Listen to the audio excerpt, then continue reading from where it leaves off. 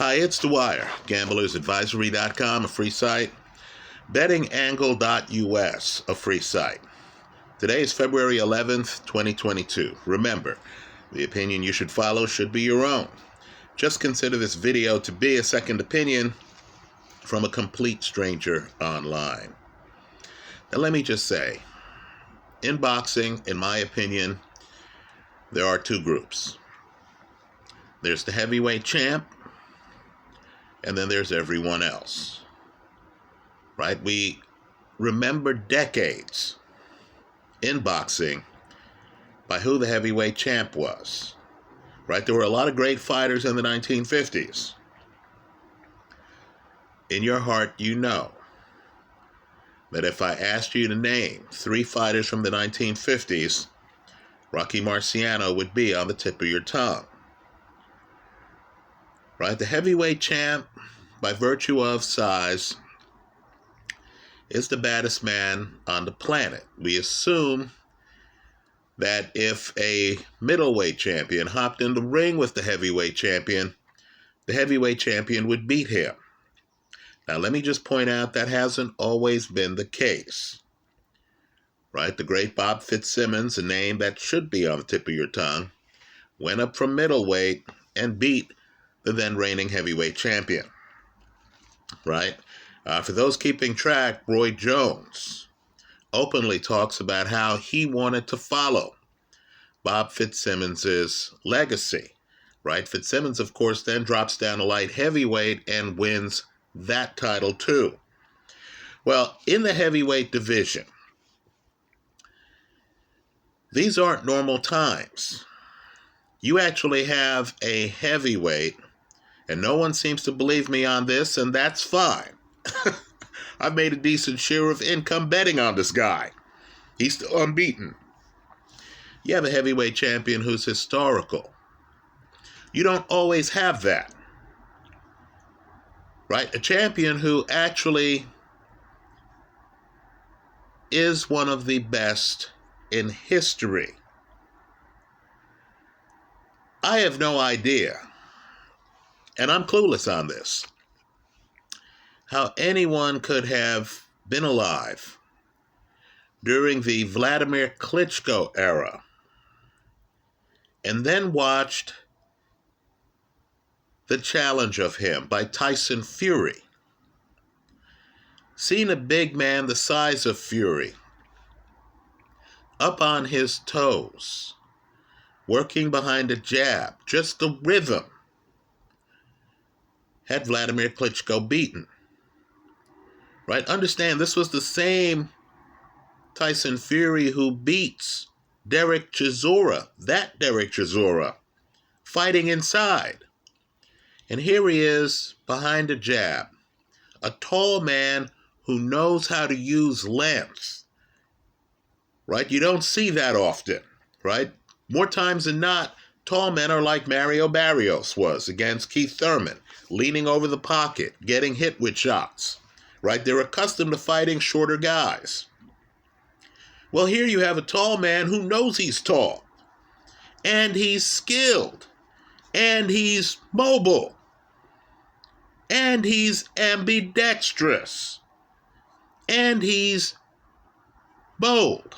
The kind of boldness that comes with craziness. So he's dropping his hands against Vladimir Klitschko.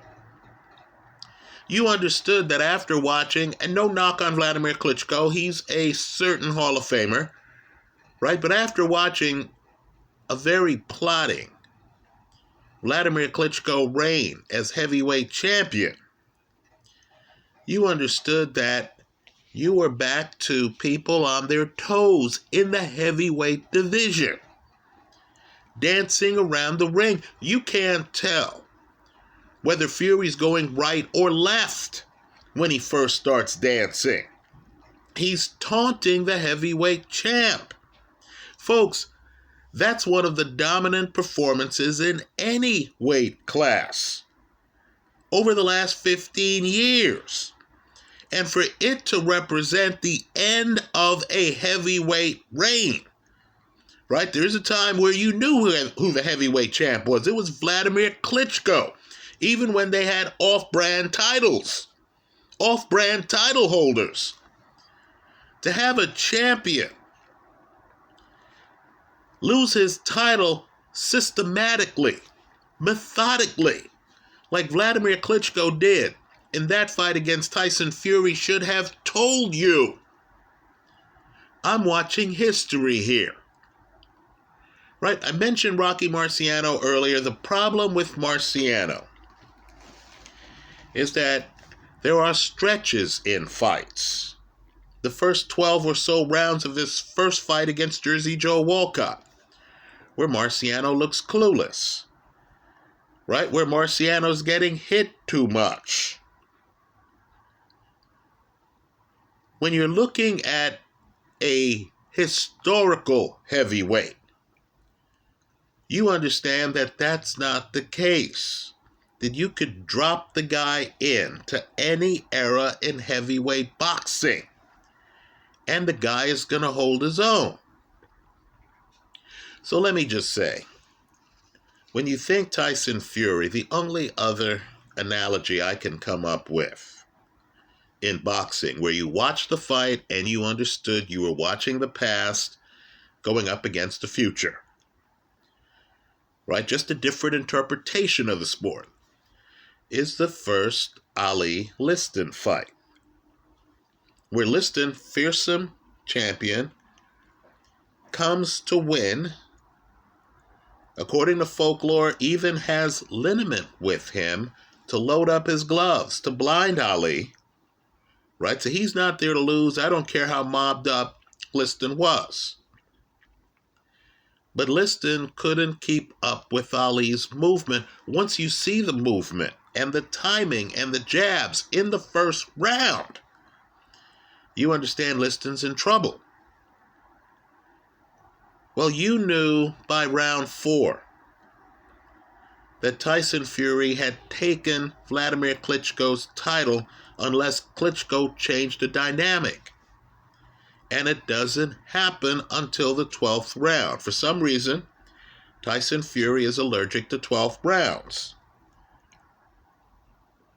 Right? Vladimir Klitschko lands some shots. We're all excited. You knew at that point, in Germany, right, in Vladimir Klitschko's backyard, because Klitschko, of course, was fighting out of Germany, you knew he was behind in the fight by at least 3 rounds. Now, I mentioned that to people, and, you point out the obvious. You see the fight and it's hitting you in the face, right? You point out the obvious that, wow, Tyson Fury's a special heavyweight, and no one believes it. And, of course, like Ali, another historical heavyweight, Tyson Fury ends up outside of the sport. So when he comes back, there are even more doubters. And of course, like Ali, Tyson Fury runs off at the mouth in interviews. So you listen to him for a while and you're thinking, this guy's a loon. This guy is crazy. And let's face it, both Ali and Tyson Fury had a bit of crazy in them. Right? Well, let me throw in another heavyweight. The Larry Holmes era, it was clear that you were looking at a historical heavyweight. Right, Holmes's jab was the kind of jab where tough guys, Jerry Cooney, who you thought were going to give him a hard time, couldn't get through the jab. Right, you understood that Larry Holmes, if you went back in history, if Larry Holmes fought a Floyd Patterson, a Marciano, a Dempsey, you had to ask yourself, could any of these guys get by his jab? Well, let me just say, the Tyson Fury-Dillian Whyte fight comes down to Tyson Fury. Understand, it's all about Tyson Fury. Just like if you were racing Usain Bolt, The question would be, how close to his A game is Usain Bolt? Because you could be world class, running 9.8s in the 100 meters, and you understand that prime Usain Bolt is down around 9.7. So it is here. If the Tyson Fury, and this is the open question, and it's a big one, if Tyson Fury is still the Tyson Fury who beat Vladimir Klitschko, if he can fight that fight again, on his toes, dancing, right? We saw flashes of it the first Deontay Wilder fight,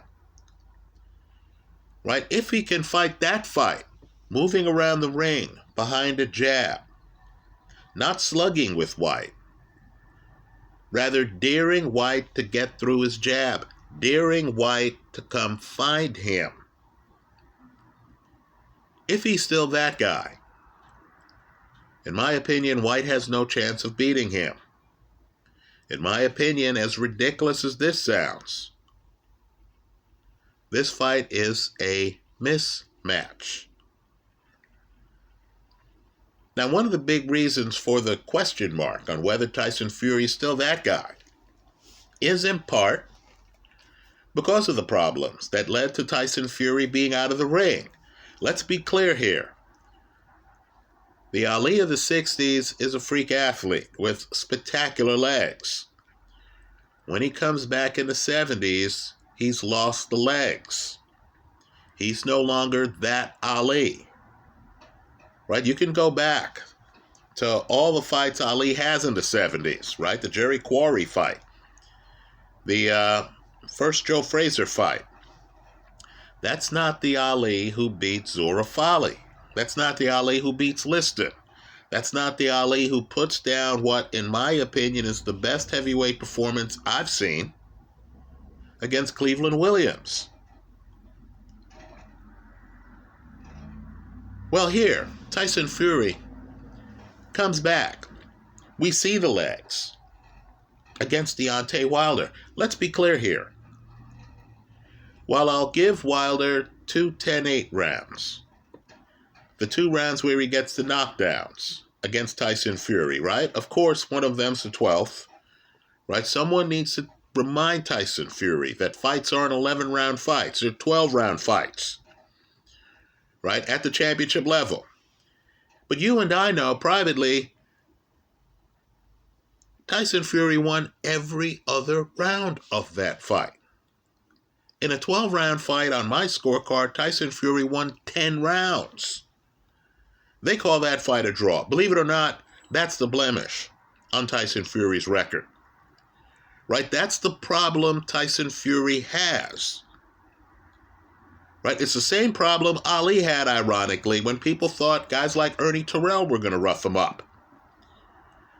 When you're a mover and you're flamboyant outside the ring and you're talking a lot of smack, people don't take you seriously. They think Liston had an off night. Then when you win the rematch, they think Liston threw the fight. Well, with Tyson Fury, I'll just put it to you this way. He comes back, he dances the first fight against Wilder and gets robbed. Right? That fight's not a draw. Bomb Squad, I know you disagree with me. Tell us about it in the comment section of this video. So then Fury decides he's going to go flat-footed because, let's be blunt, he's a better boxer than Deontay Wilder.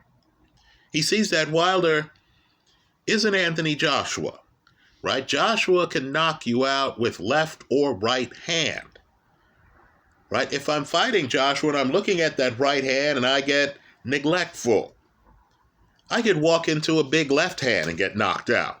That's not the case with Wilder. I know someone in the comment section is going to talk about the Bermane-Stavern fight. Okay, fine. But let's just say Wilder's one-handed. He's not a blessed puncher with both hands. Rather, he has 1 A+ straight right hand. Now the question is whether Wilder's limitations have negatively impacted Fury. Because against Wilder, Fury could get in the pocket and trade. The second fight's a mismatch.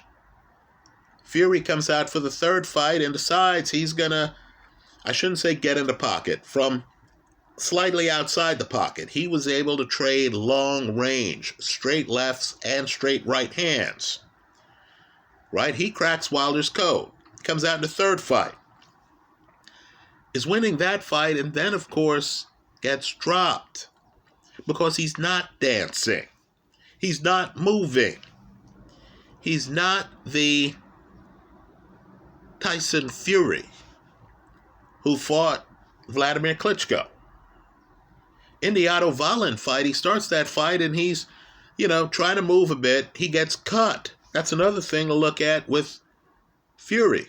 He gets cut. The cut's gushing. That fight should have been stopped. Well, after he gets cut, Fury decides to fight inside. So we haven't seen the sustained fight from Tyson Fury, where he's moving around the ring and sticking out a jab and just destabilizing his opponent with movement and timing and spacing, like we saw him do against Vladimir Klitschko. So let me just say, Dillian Whyte prides himself on being a body puncher. He calls himself the body snatcher. Maybe that's an homage to the great Mike McCallum. If you don't know about Mike McCallum, go back and look at his victory over Julian Jackson. Right? Well, understand, even though these guys have sparred together, right? They know each other. There's a level of familiarity. I don't expect Dillian Whyte to get close to Tyson Fury's body. Not close to the body. Understand, too, Fury, historical heavyweight, is different than Alexander Povetkin. Povetkin's episodic. He jumps in, he throws bombs, he comes back out. Some of what he's doing is predetermined. Right? He knows, okay, this time when I jump in, I'm going to throw a low left hand. I'm going to come back with a high left hook. Then he gets back out. Tyson Fury's different. This is the mover who is moving and seeing the openings it creates. He's jabbing with you. He's conscientious of distance. He's unorthodox. Like Ali, as he pulls away, sometimes his hands are going to be down. By the way, that costs Ali against Joe Frazier in their first fight when Frazier catches Ali with a left hook that drops Ali, right? Ali's hands, of course, are down. Right? Tyson Fury is different than Alexander Povetkin. I'm not expecting Dillian Whyte to land jabs, because Fury's going to be outside. Fury has the longer reach.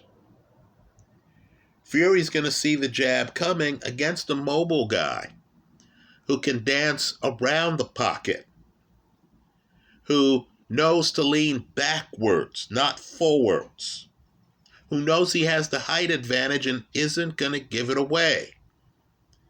Those jabs, like they would with Vitaly Klitschko, in my opinion, a better heavyweight than Vladimir Klitschko, those jabs are going to end here.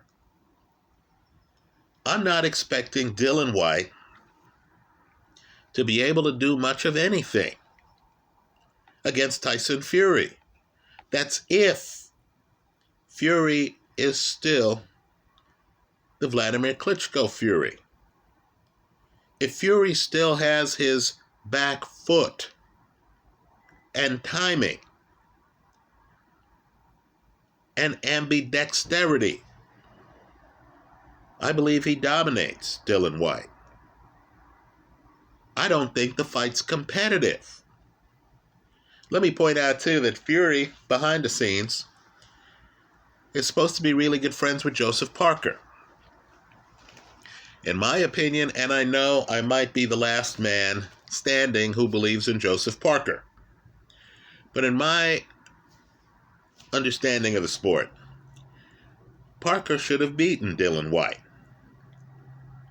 Right? I predicted he would. Dillian Whyte proved me wrong. Let me point out that Dillian Whyte's fans do have an axe to grind with me, right? Because Dillian Whyte proved me wrong in the Povetkin rematch. Right? Dillian Whyte has proven me wrong multiple times. But Joseph Parker, after getting dropped with a forearm, look at the film, don't believe me, right? And he does get dropped once legitimately in that fight. He stages a comeback. I want you to look at the 12th round of that fight, folks. Dillian Whyte is lucky it was a 12-round fight. Had it been a 15-round fight, there's no way Dillian Whyte would have made it to the end of that fight. Now, Fury's been in the ring with Dillian Whyte. Fury also can talk to Parker about what he saw in that Dillian Whyte fight. Parker gives away too many rounds early in that fight. Right? Parker's a guy who, quite frankly, should be in fourth gear more than he is. Right? Parker, again, better athlete than Dillian Whyte. Dillian Whyte structured, has a great jab, has ring coverage. Not Joe Frazier level, but he has ring coverage on things like left hooks. Right? But he's a very good heavyweight. He's not a historical heavyweight. You can drop Tyson Fury into any era.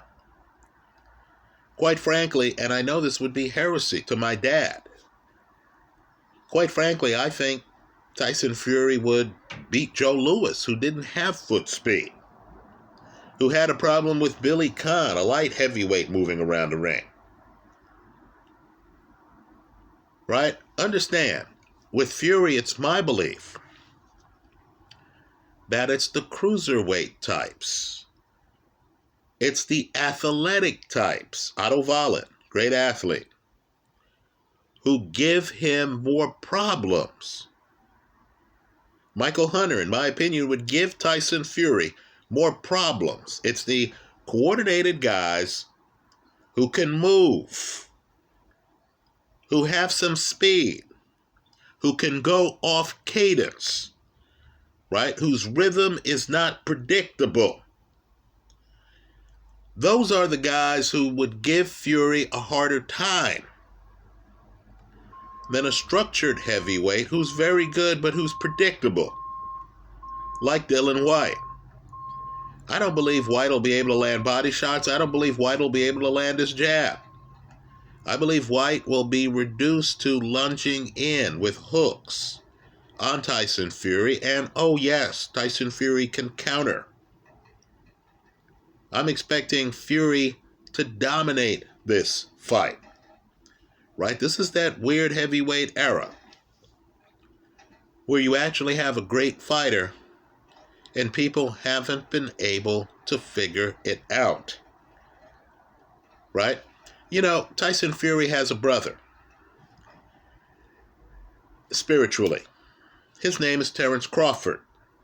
Right? Our era is such that we haven't been able to figure out that Terrence Crawford would beat Errol Spence badly. Right? I like Crawford in that fight. You're going to get resistance. At heavyweight, if you're walking around in public and you say, yeah, Tyson Fury's a great heavyweight, you're going to get resistance. Right? What he's going to continue to do, in my opinion, here against Dillian Whyte is to stay unbeaten. If you saw the first Wilder-Fury fight, we'll call it Wilder-Fury because Wilder was the champ at the time, right? Even though, you know where I stand, Fury's the lineal, right?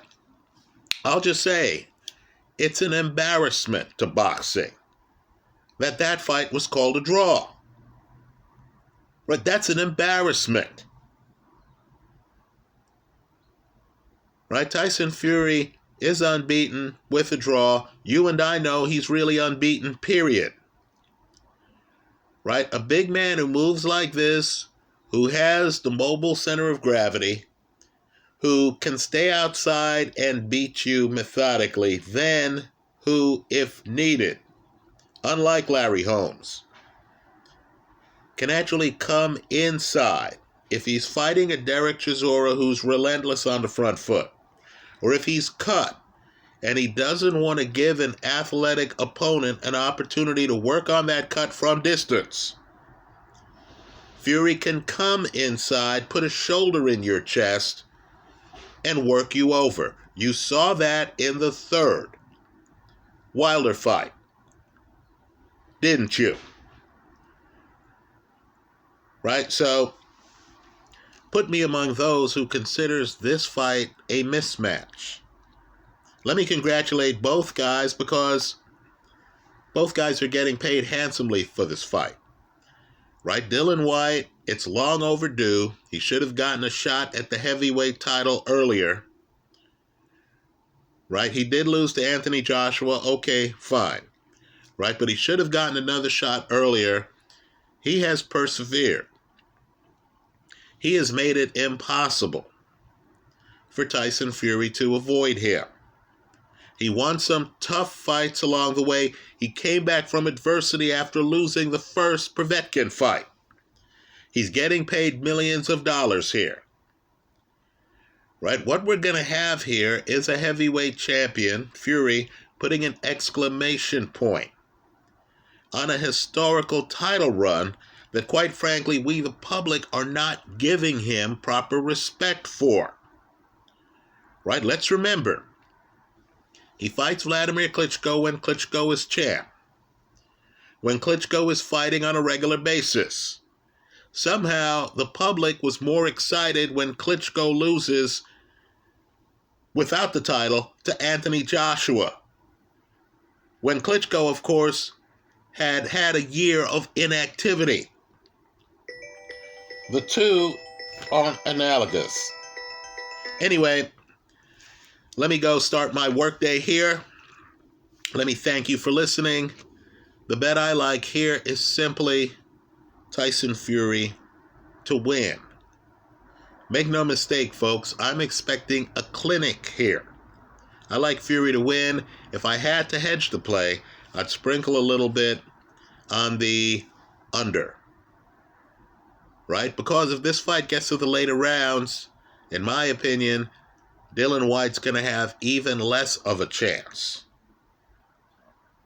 against Tyson Fury. So, since I believe Dillian Whyte's only chance is an early stoppage, I'm going to take the under. Why? Because, don't get me wrong, it's Tyson Fury to win. That's the main bet. The under gives me Fury by early KO. So if he gets the early KO, then you win both halves of the bet. If Whyte gets an early KO, then you're hedged. That's how I'm playing it. Let me hear from you. Tell us how you're playing it in the comment section of this video. Thanks for stopping by.